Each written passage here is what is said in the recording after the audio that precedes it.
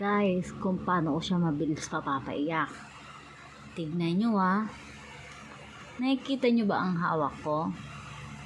Kasi siya hindi niya nakikita eh. Parang gusto niyang tingnan tong hawak ko. O diba? Nakita mo na.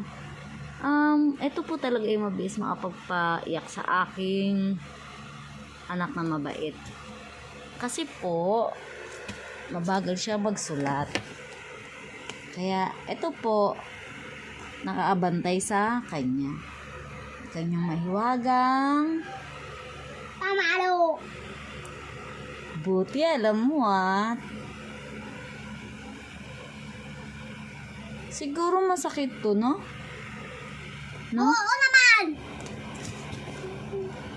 O, ba't nagagalit ka?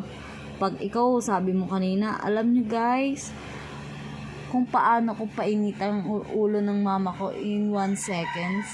Ako naman, hello guys, alam nyo ba kung paano ko paiyakin ng anak ko? Wala pang 1 minute seconds. O, diba? Galit na galit siya pag siya